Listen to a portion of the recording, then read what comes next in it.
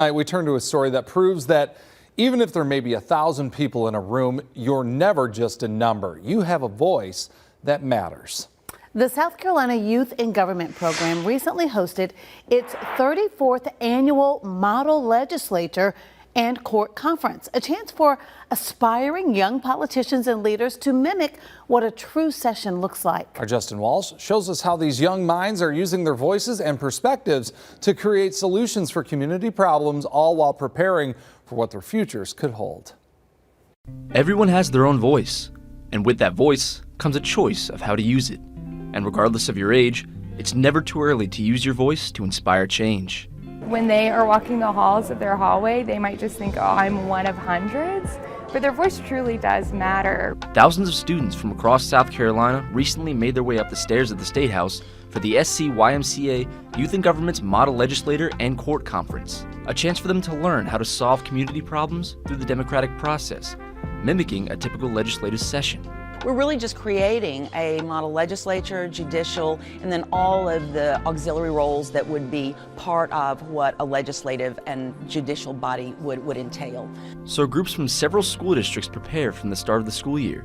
They write their own bills based off an issue they feel passionately about, and then present it in front of their peers right in the House chambers to then be voted on. They've got strong ideas, they've got opinions, and they have solutions. Though these proposed bills can't truly go into effect, it's all about empowering the next generation of politicians to know that they have the capability to leave an impact. South Carolina's youth governor, Annika Crovey, proves that once you start recognizing the weight of your words, the change will ultimately follow. I didn't think that I could get up and speak. I started in these chambers actually probably in middle school, and I would not raise my placard. I thought that what I had to say didn't matter, and I thought that I really didn't have a place in this sphere.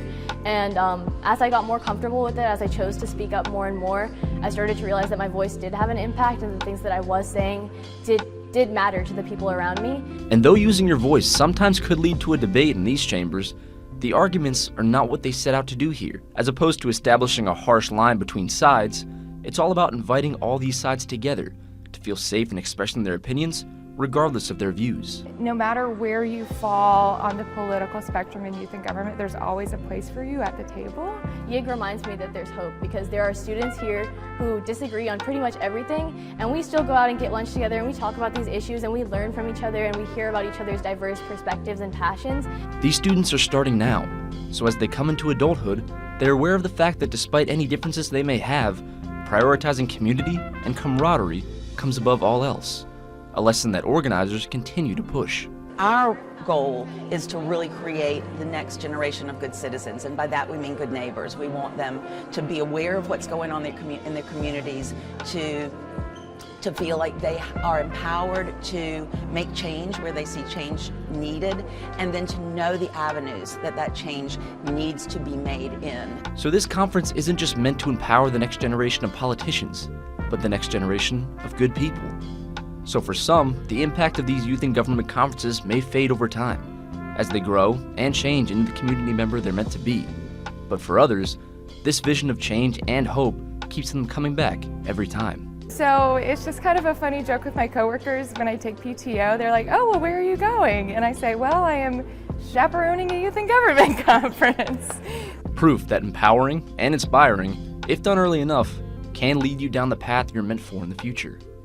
If we don't empower students to use their voices at this age, they're never going to use it in the future. And that means, simply going out and casting your vote. That means going to election town halls. That means meeting with politicians. That means, publishing op-eds. That means any form of using your voice. And I think if we don't teach them now that what you have to say matters and that political engagement and your civic responsibility is important, they're never going to carry that with them throughout life. Knowing you have a voice, a purpose, and the capability to inspire change, regardless of your age.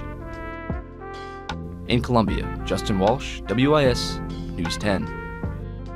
Wow. Yeah, they are well on their way. Well, I was going to say, those young leaders setting such a great example for the rest of us, right? And what really stood out to me was, number one, that she said in middle school, she was reluctant to speak up. And now over time, she's learned that her voice matters and how to express that. And also, Greg, talking about how a lot of them might disagree on everything. Sure. But they can still go out and have lunch. They can still have civil conversations. That's right. Setting an example that I think I hope more people will follow. Yes, and just being engaged. Yeah, you know, absolutely. And on top of the issues. That is civic responsibility. really neat. All Young right. students leading the way. Why not?